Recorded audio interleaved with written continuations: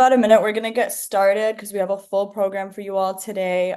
So when people join, they'll join. Welcome everybody to session 5 of Gaza Summer School. Today we're going to be talking about art and resistance in Palestine. I'm Noor, CODEPINK's Palestine campaigner, and I'm so glad you all are here today, almost at our final session of Gaza Summer School. Today is the second to last one.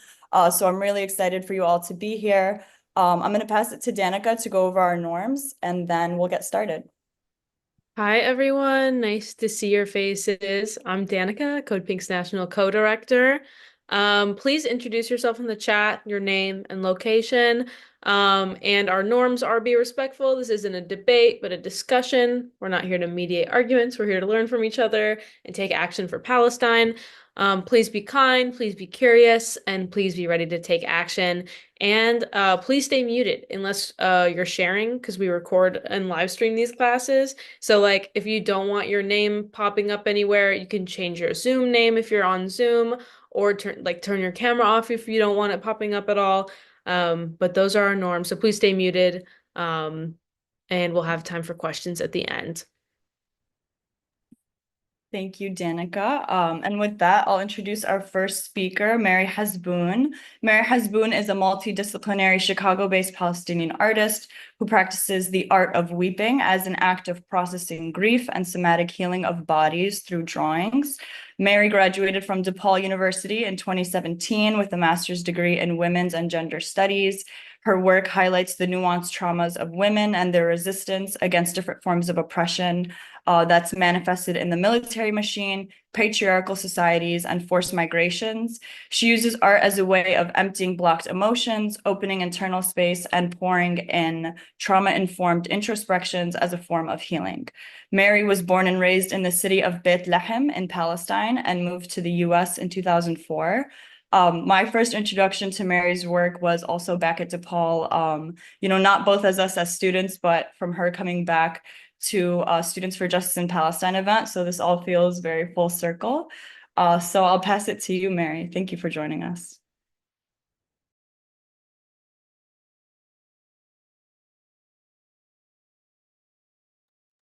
Mary, you're muted. No, mute yourself, please. Thank you. مساء الخير everyone. Good evening. Thank you for everyone who is attending this session. And I want to thank Noor and the organizers of Code Pink for this opportunity for me to take part in to discuss this important topic, and that is how we do art in Palestine and how it's connected to resistance. I'm going to share my PowerPoint. Let's see here.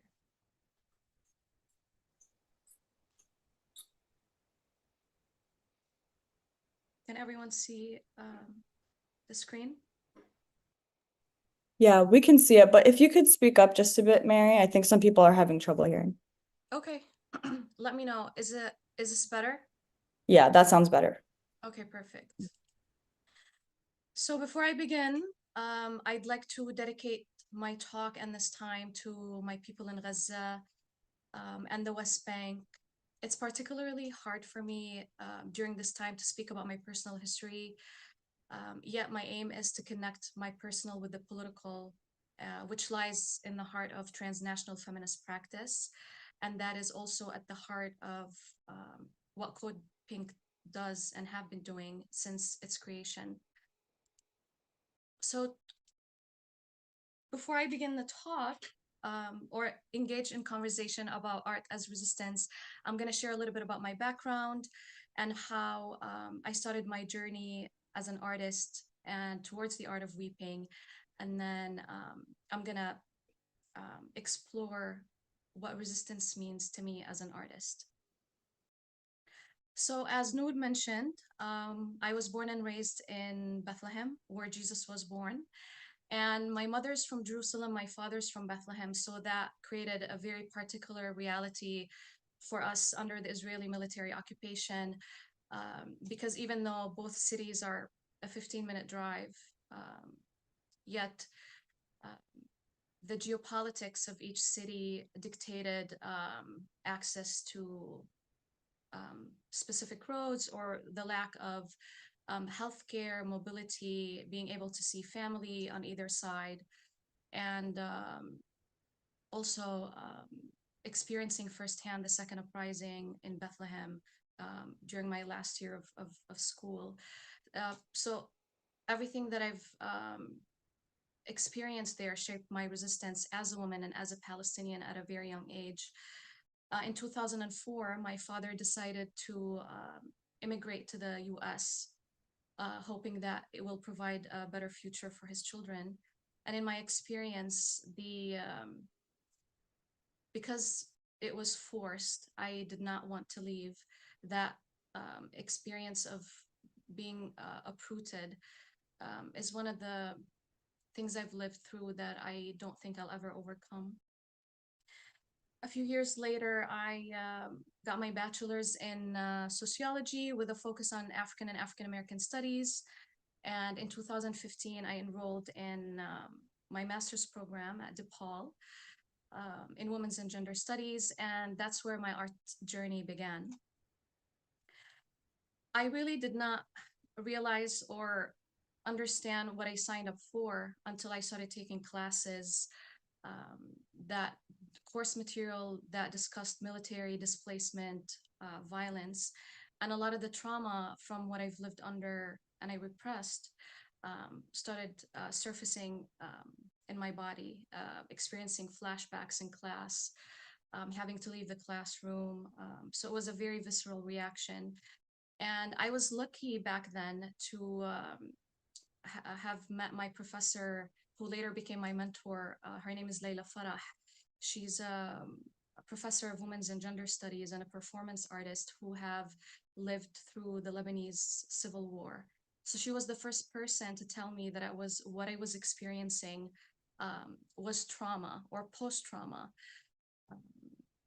And I remember in one of her classes I took, it was titled Woman, War, and Resistance.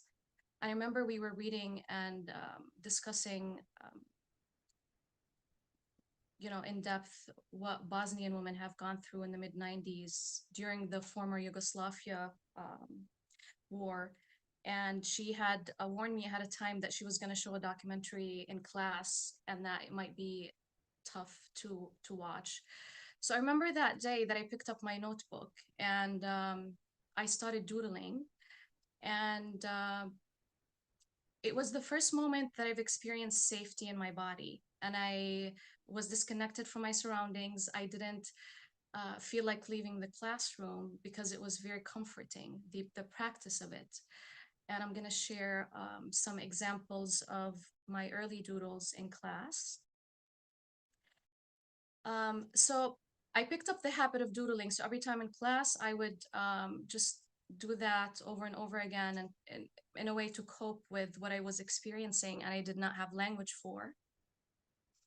And then I started, doing so after work or after class. I would go home, make my hookah, my tea, and then listen to music or Mahmoud Darwish and just, draw and without really an end goal in mind. And weeks later, I started coming out with complete images of work. I did not know where they come from, or at least back then I didn't know. In many ways, one of the wisdoms of trauma in my story that is, because it was complex, my memory is very fragmented. So that echoes in my art in its minimalism, but also you see a part of a story or a scene of an event, but not necessarily the whole story. And these are some examples of my earlier pieces.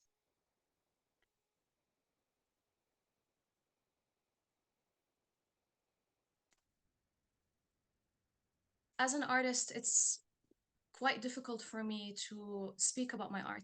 I think that's primarily why I draw. Yet for the sake of what I do as a Palestinian and as a public speaker and a scholar, I'm going to wear the scholar's hat and I'm going to share with you today some of the meanings that lies behind my art and how it falls in the collective understanding of art about Palestine and how we use it as a form of resistance. So when I was introduced to the topic of this evening, and I thought about art as resistance and what it means to me. I thought about three things, three practices that I do personally, and I also link it to other Palestinian artists, living under occupation or in the diaspora. And the first practice of it is remembering. So the practice of remembering or memory for Palestinians, whether personal or collective, lies at the heart of resistance because it is how we have kept the story of Palestine alive since 1948. And that is with generation after generation talking about the story of the Nakba, and then as artists, poets, writers, how we visually actually display that art of storytelling. In my case, it's definitely with drawing. And so my artwork has a narrative feature. It tells the story about me first experiencing these events firsthand. And, especially during the second uprising, the second intifada, where the Israeli military invaded Bethlehem and enforced a severe military curfew. We would be allowed an hour a week to leave our homes and buy food or, but aside from that, a lot of times, once the curfew is enforced, we had to shut down the windows, put blankets on the windows. If they saw anything moving or any door opening, they would shoot at it right away. It was one of the most horrifying times that Bethlehem have experienced in the history of the military occupation. And there was heavy bombing and shelling on a daily basis. And that shaped, honestly, a lot of that time remains in my psyche in so many different ways, even though I'm physically not there. So in a lot of my work, it is unapologetically about grief. It makes the trauma visible of the systematic nature of oppression, how it's molded to be invisible. And the way the bodies are almost appear deformed or in a state of, being paralyzed or frozen as a direct response to the daily life of living under occupation. This piece is titled Bodies in Cement, as an example of how the psycho-political realities of Palestinians living over there. Every time I go back and I visit my hometown, Bethlehem, and I see the separation wall, the apartheid wall that cut through farmland and separated neighbors and families from each other. And I see the suffocating aspect of that huge, monstrous cement wall, and how our bodies become extension of that. It's not necessarily, we're not separated from that. The reality of it is that we, back home, my family, we experience that in every waking moment. So in many ways, these are the aspects of the militarized, how our bodies become militarized as a result of that. This is another piece titled Traveling While Palestinian, because I have a Jerusalem ID, and my mother does as well. Every year or so, we have to go back home and renew our IDs, or else it will be taken away from us. In fact, my father and my brothers lost their right a few years back, but my mom and I have been a little bit more active as far as going back and forth. So this art piece explores the trauma of travel when it comes to Palestinians. For me personally, as much as I long to be back home with my family, my cousins, my grandma, and at the same time, I understand the toll on my body of thinking about all the borders and airports and security checkpoints and which documents to show, which ones to hide, and explaining why we're not in Jerusalem, why we're not back home, and why we reserve our right for to go back and live there if we want to. So in many ways, this kind of taught, the reality of Palestinians staying in motion, the refugee experience, the immigrant experience, as diasporic subjects, that is also part of that Nakba or Palestinian catastrophe since 1948. The second practice of art as resistance for me is disrupting, the practice of disrupting. And with that, I mean how to challenge the going back to transnational feminist practice. And for people that are not familiar with the term transnational feminism, it could also be described as women of color feminism or anti-colonial feminism that emerged as a response to challenge the white liberal feminism that assumes and have a fixed narrative that Palestinian women are mere victims of their culture and they have no autonomy. And in my work, I try to challenge that in many ways, and also refer to history of how early the Palestine women's movement have been since the early 1920s, forming unions, challenging the British colonial empire back then, and then engaging in different forms of resistance throughout after 1948, 67, and so forth. And then also the different forms of resistance that Palestinian women engage in. I remember an essay that my professor Leila Farah wrote. It's called Stitching Survival, and how she interviewed many women, Palestinian refugees in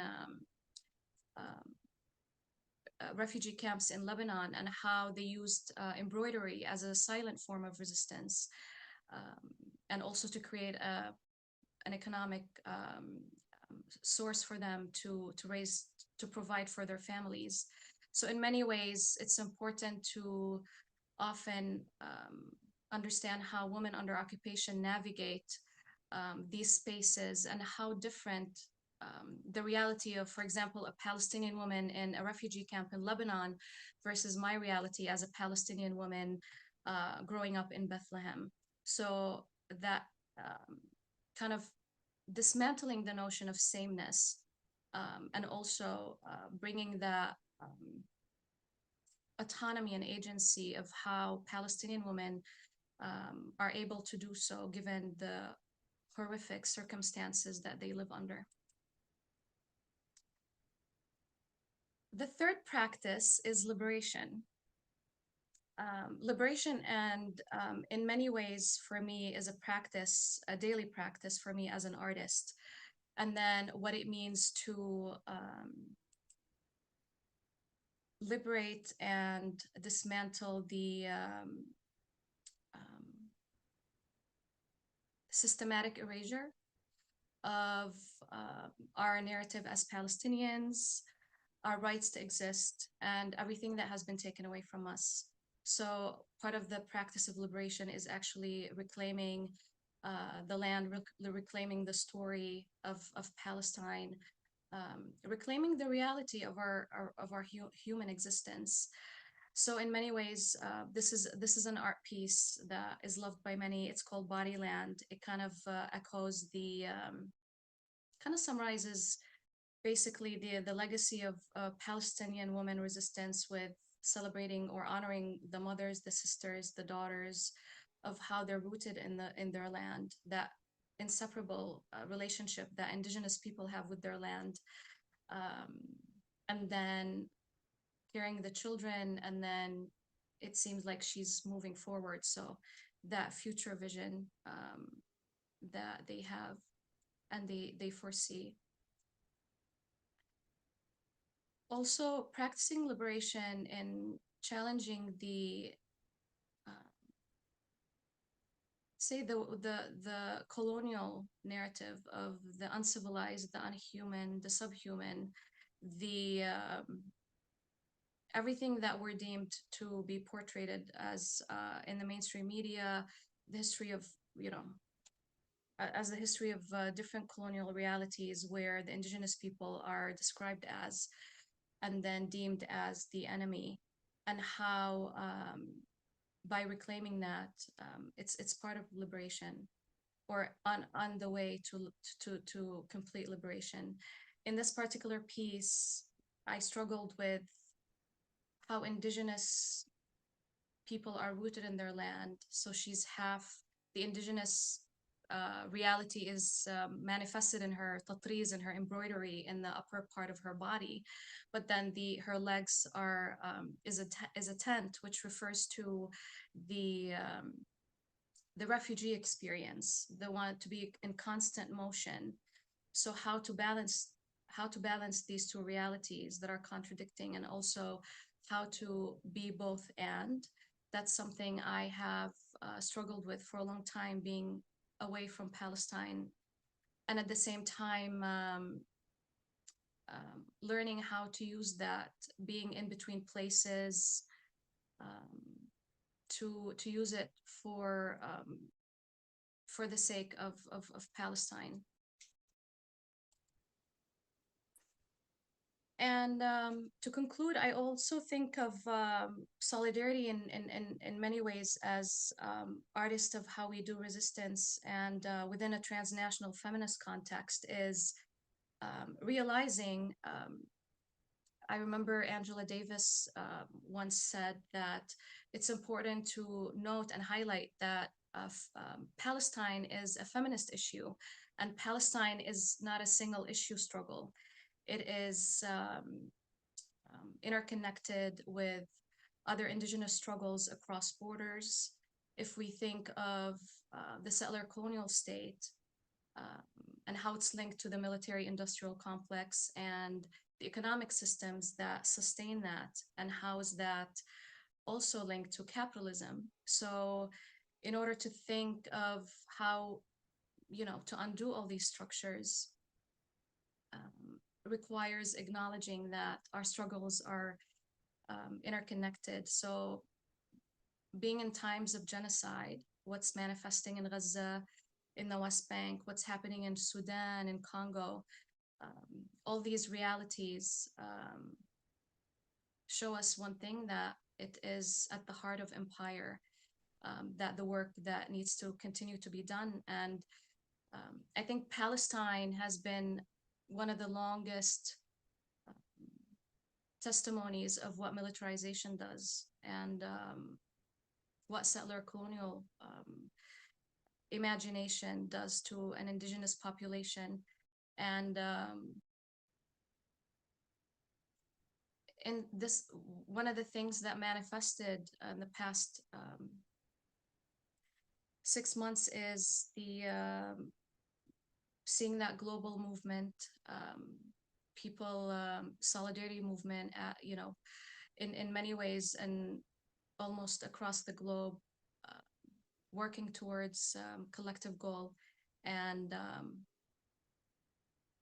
I'm not necessarily the artist that has hope, yet that gives me hope, just to see that manifest on a daily basis. And going back to CODEPINK and the work they do on the ground, continues to give me hope in that sense. So, and that concludes my talk. Thank you so much, Mary. That was amazing. Thank you for sharing your art with us. It was so beautiful. If you all want to check out Mary's art, you can visit her website. It's maryhazboun.com. The link will be in the chat. And then like you saw on the last slide there, you can keep up with Mary on Instagram. Her Instagram is maryhazboun48. That will also be in the chat if you're interested in checking it out. Thank you again, Mary, for joining us. We're gonna move on so that we can get to some of the questions at the end. So now we're going to hear from Danaka. She's CODEPINK's National Co-Director, also an amazing organizer, amazing leader in the movement. And she's going to talk to us about movement building in the belly of the beast. So go ahead, Danica. Thank you. Thanks for all the compliments. You're so nice to me. Thanks for everyone for tuning in, and thank you so much to Mary. I've been following your work since I met you at DePaul, so it's super cool to have you here. Like Noor said, like such a full circle moment.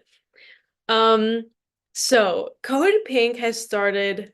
I honestly don't know the number of chapters because I think we're starting new chapters every week.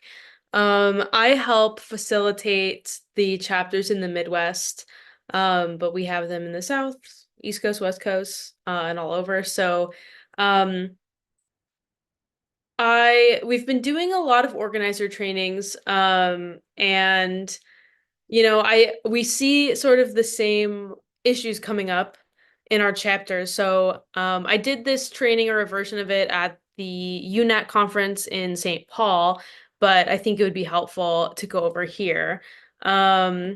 So with that, I'm going to share my screen.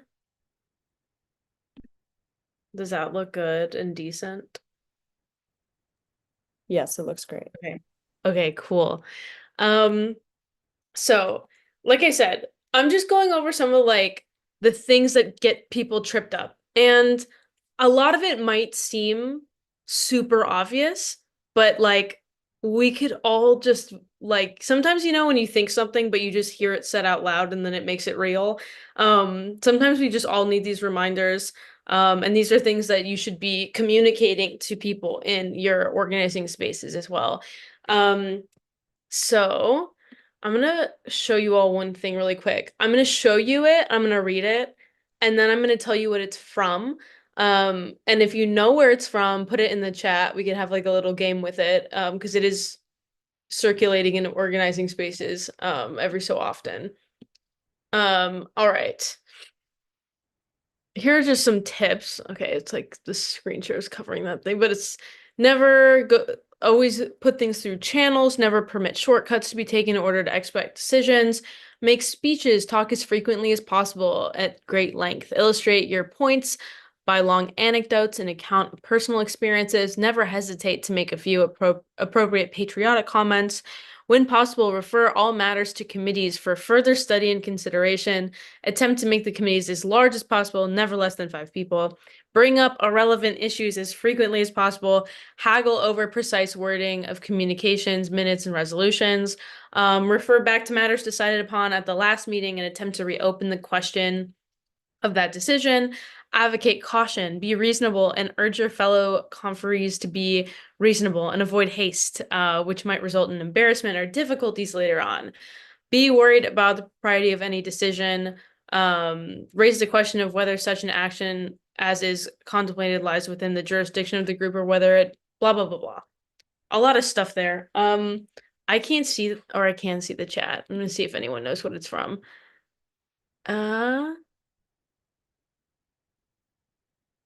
People are getting the right idea here. That's good. It is the CIA's manual for how to ruin an organization. So my general advice is don't do these things. And that doesn't mean the people in your organization who talk a lot at meetings are the CIA. That's not what I'm saying.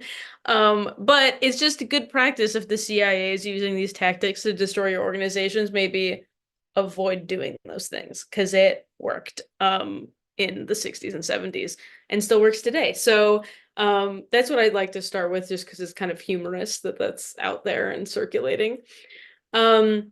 So like I said, we've been noticing a lot of the same hiccups in our organizing. So I thought it would be good to communicate that here and go over some things.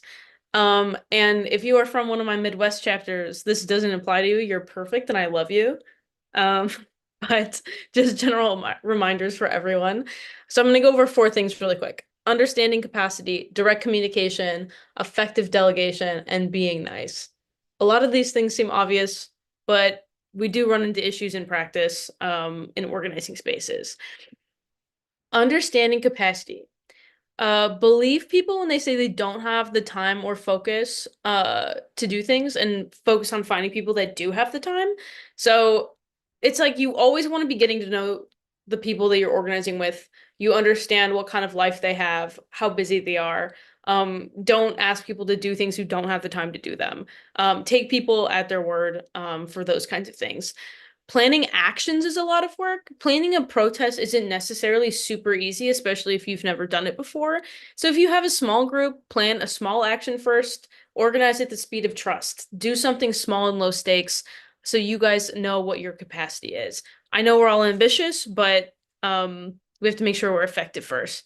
Know your own capacity.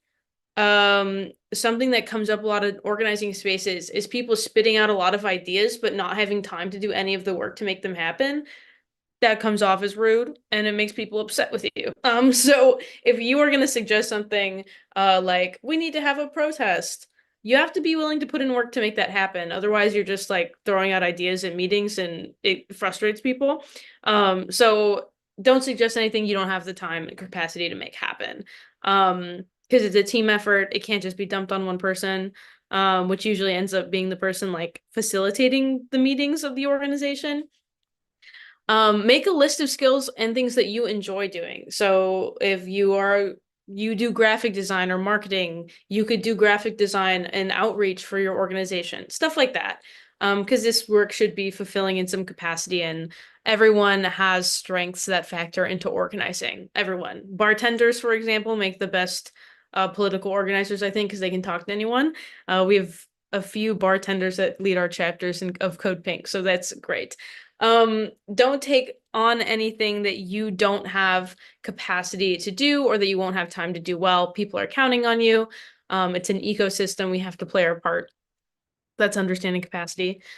Direct communication. Now, it is a hard skill to learn.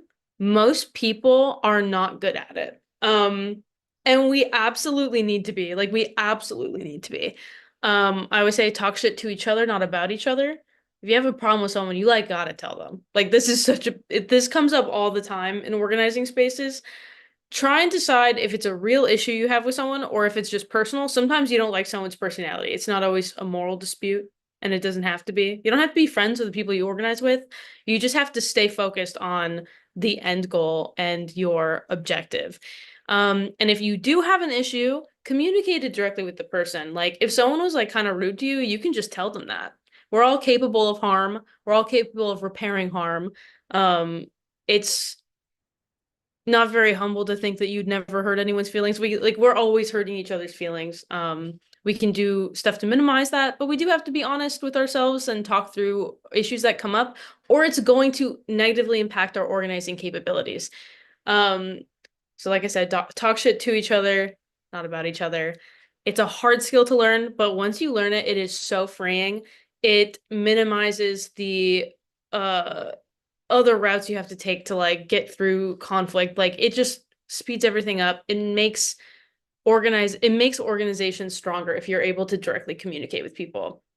So if you're not good at it, you get good at it. It's like intimidating at first, I will say.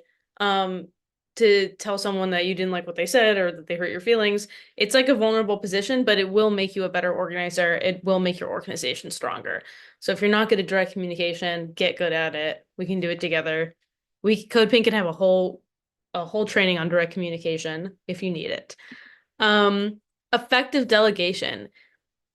Part of being a good organizer is taking the time to get to know people that you're organizing with, especially if like you're a facilitator or a leader of a chapter. Find out what they're good at. Find out what they enjoy doing. People will take on more if they feel competent and that they enjoy what they're doing. So if you delegate like canvassing or flyering for an event to someone who's really shy and doesn't like talking to people, they're probably not going to retain into your organization. They're probably not going to stay because it's kind of uncomfortable for them. Maybe they're really good at writing, and they can do all the op-eds for your local actions and that sort of thing. So find out what people are good at and what they like doing. People like feeling competent. People like feeling important. And that's how you retain membership, is playing on people's strengths. Always follow up with people. Put a little reminder in your phone to follow up. Don't forget to follow up. If you delegated something to someone, always follow up immediately after, right before, whatever you need to do it a few times.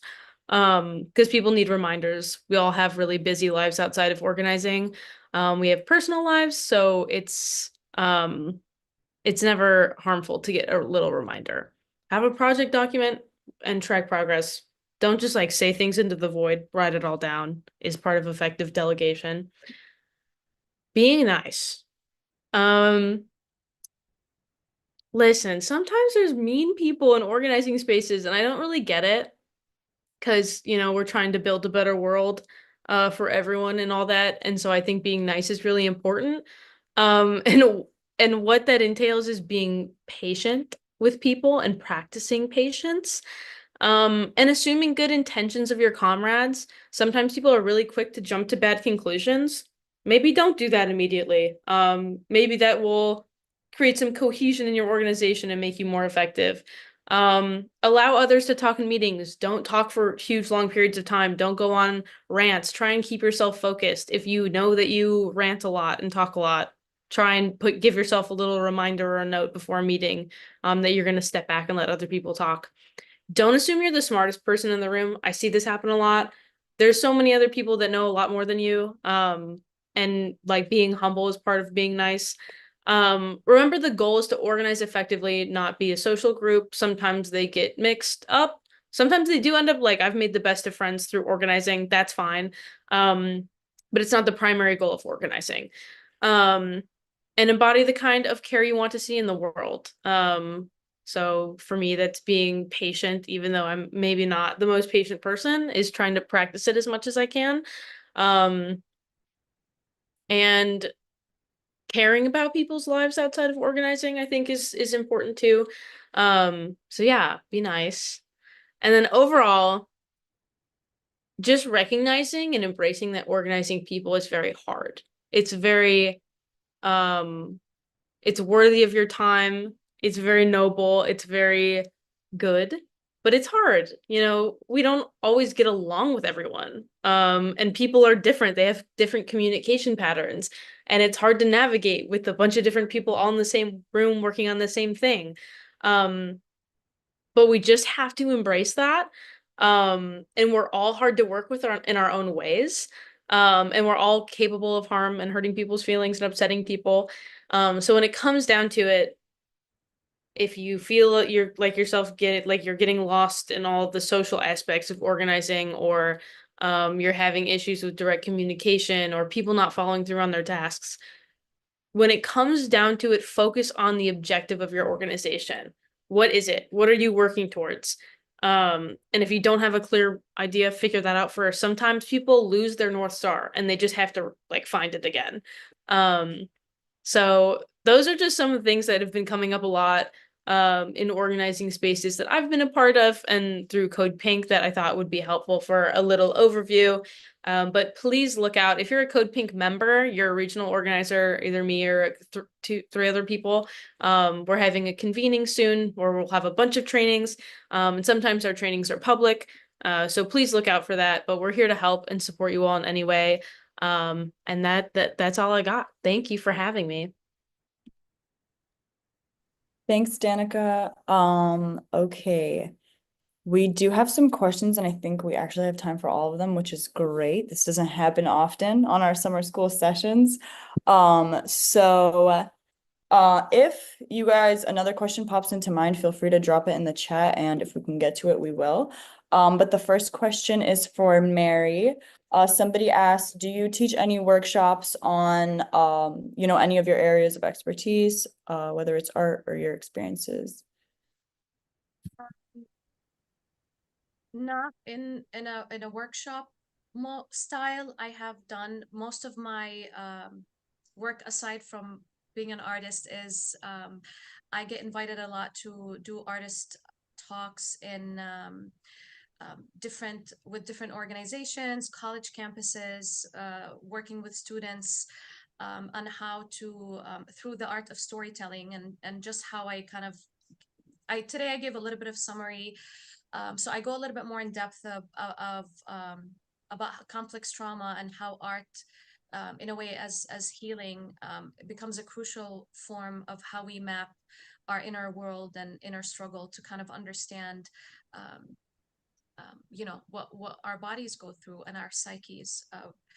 If we've lived under, in a war zone or experience any type of intimate or systematic violence. So emphasis on art, like the art. And a lot of the most rewarding sessions have been with students because they kind of understand how trauma operates in the body and how it's not fixed. And at the same time, how to use drawing, writing as creative way to navigate that. Okay, cool. So I'm assuming if people check out your website or like follow you on Instagram, they can see if one of these like Yeah, events. so if you follow me on Instagram, it's Mary Hazboun 48, or my website. I am more, I'd say I am more active on sharing future events on my Instagram. That's my main page. And if anyone is interested to host me for an artist talk, a session, I'm open to do an interactive workshop as well. So this can only be discussed as well. Okay, cool. Thank you. And then a lot of people were asking about the way style of your drawing like one side of the face or one eye, and they're just wondering if there's some sort of deeper meaning to that, or is it just an artistic choice? Yeah. If you want to give away your secrets. Honestly, I get that question a lot, the half of face or the one eye.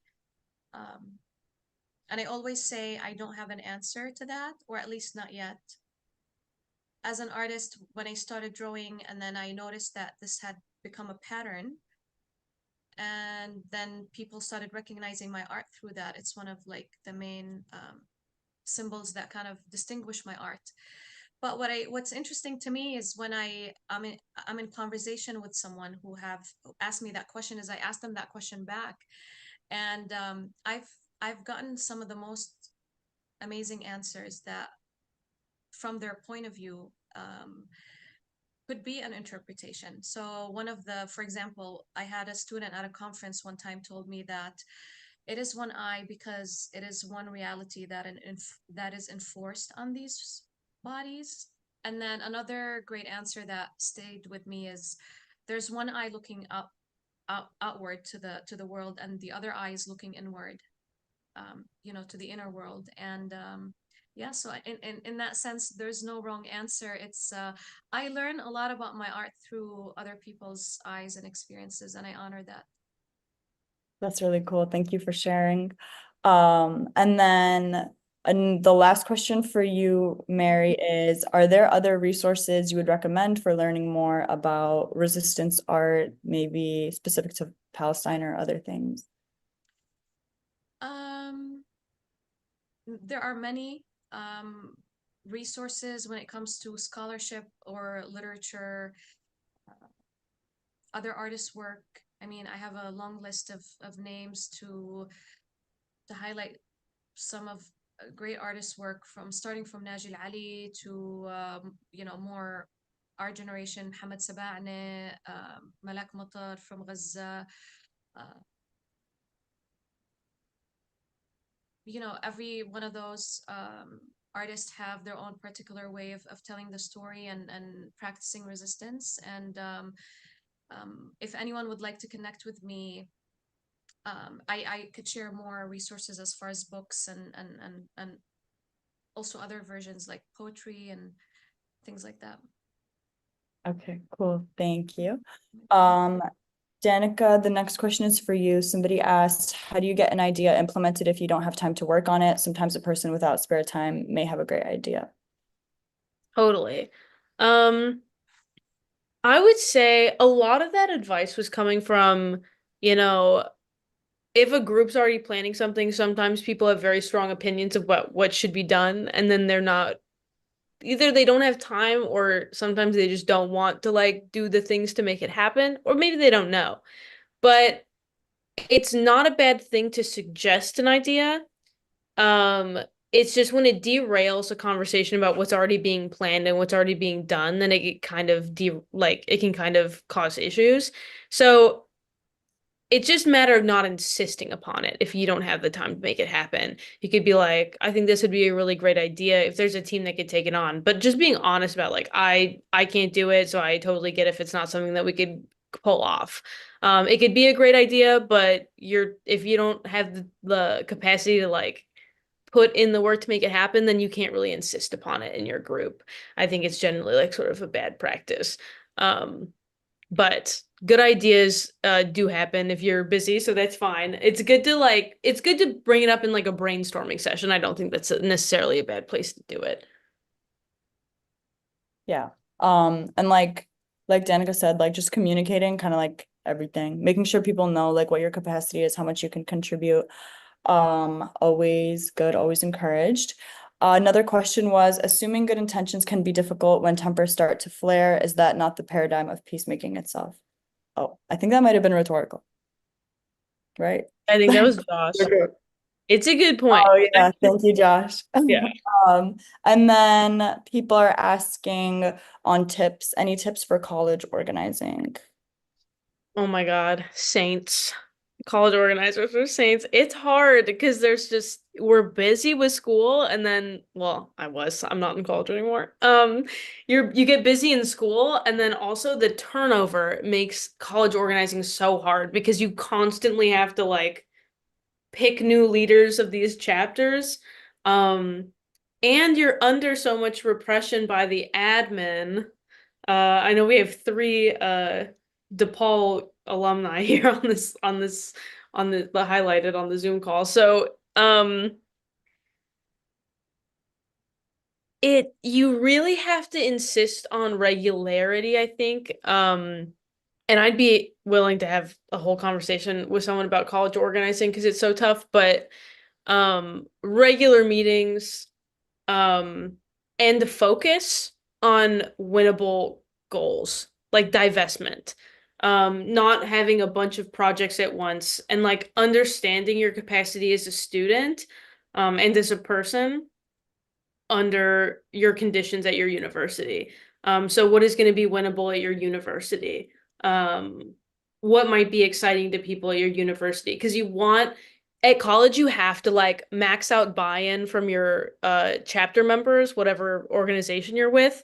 So you really, really have to play on people's strengths, and make them know that your goals are winnable or at least educational on the college campus. Like you're at least moving people on the narrative of it. So it's difficult. It's really hard, but I'd be willing to have like a whole conversation about it with someone. But college organizing is tough. Yeah, and if I could just add a little to that, I would say kind of like in the line of what Danica was saying, also just like taking a meeting, whether if it's like with your board or just the core members of your group to really assess your position at the university. You know, who typically are you going to be targeted to get your goals achieved? You know, who is one who can like realize your goals, who has the power to do that? What are the strengths of your membership? You know, how big is your membership? Do the people in your membership need education? You know, maybe it would be valuable to take a month or so to really educate folks in your group to build leaders for you know, like Danica was saying, there's a lot of turnover. Really building the leadership in your student organization will be really helpful in making sure those goals are still achievable as time goes on, and that campaigns and things like that, if they're not wrapped up in a school year, are able to be sustainably passed on and carried out.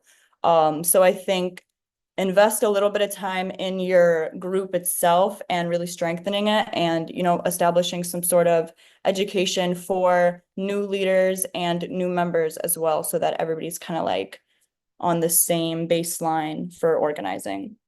Okay. So somebody asked, how do you think organizing has changed in the past 10 months? There's a lot there. I think there's so many ways to answer it. My first thought is I think it's really jump-started people to skill up in organizing. Because I think we've seen a huge influx in membership in the last 10 months at CodePink at least. And people want to do something. And it's just a matter of like making people feel comfortable and taking the first step and understanding what they need to do next. So I guess other than that, I think I don't know, Nuit, if you want to add anything like in the movement as a whole, I think it's grown, which is huge. Yeah, definitely.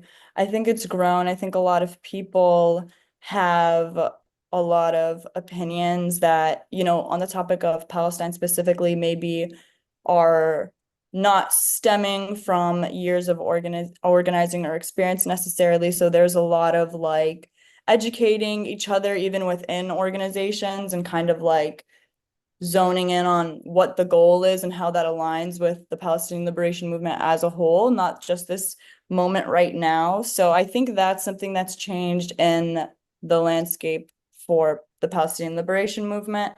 Um, but I think other than that, everything is kind of like amped up. Like this is like a huge rate of organizing I feel like I haven't seen before. Okay, we can take a couple more questions. Somebody asked, any advice on media messaging and relaying overall intent to general audiences? Um, yeah, so anybody, Melissa, I don't know if you want to answer this question, up to you. Um, Hey, yeah. I don't really have like a great answer prepared for that, but I would just say, just real quick, just to keep your message simple, know exactly what you want to talk about, develop your talking points ahead of time, have them written out so you're very familiar with them. So keep your message simple, keep it consistent. Use it across all mediums, whether it be social media, whether it be op-eds, whether it be press releases, whether it be art. Stay very consistent with that message. Stay out of the weeds. We say this a lot in our norms. It's like we're not here to have we're not here to argue. We're here to have a discussion and kind of keep that frame of mind in your messaging. Like you're here to teach and tell. You're not here to debate. So don't have open-ended questions. And be very matter of fact with what you're saying, and also know your audience. Know who you're directing this message to. That's super important because that's going to inform you on how to speak to them and how to deliver that message. So that's just a brief overview for that. I hope that answered. well, thank you, Melissa. Yeah, we always need our media expert to swoop in and save us sometimes. And then the last question somebody asked, as someone who's no longer in college, how can I best help college organizations advocating for Palestine and liberation? I can answer this quickly. I think, get in contact with these organizations that are near you, build relationships with them, build trust with them. They might need donations. They might need funds for their organization. You might have some resources that you can offer them, whether it's a space, materials, education, other resources. I think it's really going to vary depending on where you are, who you're in contact with. And I think that first step is just, reaching out and getting to know them and, just establishing that relationship. And then I guess, keep plugged into their organizing, see if there's asks that you can amplify, asks of the general public.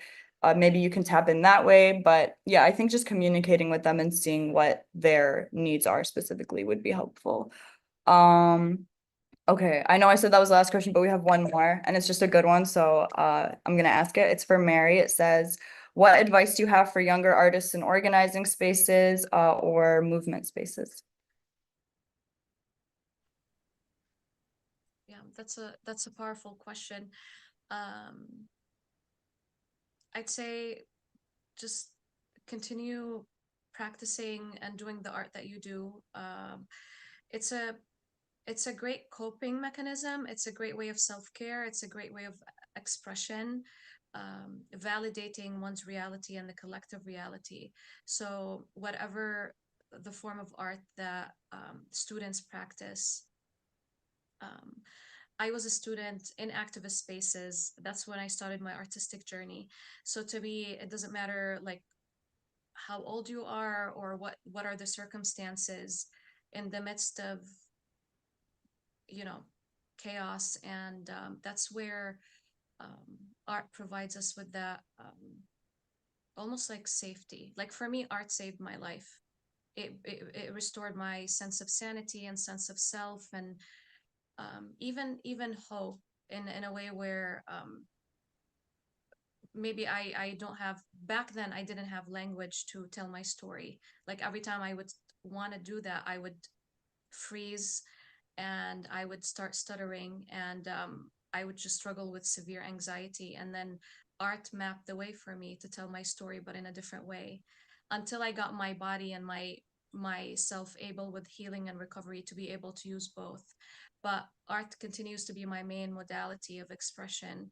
And I also, another advice that is embrace your weirdness, in a sense where um, it doesn't matter, like in the beginning, until this day when I started drawing, I draw for myself.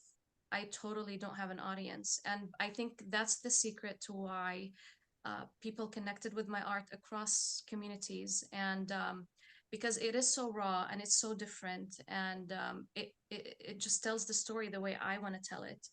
And it resonates. So there's no such a thing as, you know, weird and strange in good ways is what ends up standing out, and staying true to your story in that sense. Thank you. What a perfect way to close up our questions. I know there are a couple others, so if anybody has a question that they want to email to me, my email is noor@codepink.org. I can pass it on if I can't answer it, and I'm sure you can DM Mary on Instagram if you have any questions about her artwork. But that Can I mention one last thing? Yeah. If I can also mention that my art prints are available to purchase. I have a shop on Etsy, which is The Art of Weeping. And also you can access that through my website if anyone is interested in what I have there is my art prints, but I also open to commissioning like original pieces. So I could do that via, if you direct message me on Instagram or email me, either way.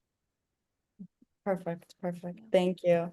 So that concludes today's session. Our next session, which is also our last session, is going to be on August 26th. We're skipping a bit of time because of the Democratic National Convention that is coming up in 2 weeks.